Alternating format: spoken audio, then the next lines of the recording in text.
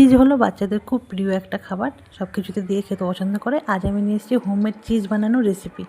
প্রথমে আমি একটা প্যান নিয়ে নিয়েছি, প্যানের মধ্যে 1 লিটার পরিমাণ যে কোনো দুধ নিয়ে নেবেন। তার মধ্যে 2 চামচ পরিমাণ আমি ভিনেগার দিয়েছি, সিনথেটিক ভিনেগার।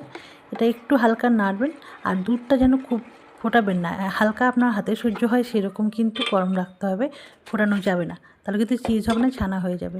প্রথমে একটু গরম করে আমি ভিনেগারটা দেওয়ার পরে দেখতে পাচ্ছেন চিজটা কিন্তু কাডেল হয়ে গেছে। চিজটাকে আমি ছেঁকে তুলে নিয়েছি। তারপর আমি এই জলের মধ্যে 1.5 চামচ পরিমাণ লবণ দিয়ে এটাকে ভালো করে ধুয়ে নেব। এটা আপনি একটু সময় নিয়ে 10 মিনিট থেকে 15 মিনিট সময় নিয়ে কিন্তু এটা ধুয়ে নিতে হবে। ধুয়ে নেওয়ার পর এটা যে স্ট্রিচিনেস সেটা কিন্তু এর মধ্যে আসে। ভালো করে ধুয়ে একটু সাদা জল নিয়ে এর মধ্যে আমি এটা বাকি যে গোলাটা আছে সেটাকে কিন্তু ভালো করে পরিষ্কার করে ধুয়ে নেব।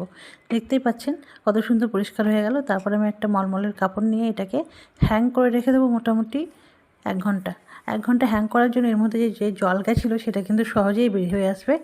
আর আপনি দেখবেন একটা খুব সুন্দর শক্ত একটা মণ্ড তৈরি হয়ে গেছে। এটাকে আমি ডিপ ফ্রিজের মধ্যে রেখে দেবো 6 ঘন্টা। 6 ঘন্টা পর কিন্তু এটা ব্যবহারের উপযোগী হয়ে যাবে। দেখতে পাচ্ছেন আমার চিজ রেডি হয়ে গেছে হোমমেড। খুব সহজেই এটা বানানো যায়, আর এটা খেতেও কিন্তু ভালো হয়, আর বাচ্চাদের জন্য স্বাস্থ্যকরও। আর আপনারা হয়তো অনেকেই চিজ বাড়ি থেকে কিনে খেতে পছন্দ করেন না, তাদের জন্য কিন্তু খুব সহজেই চিজ বানানোর রেসিপি।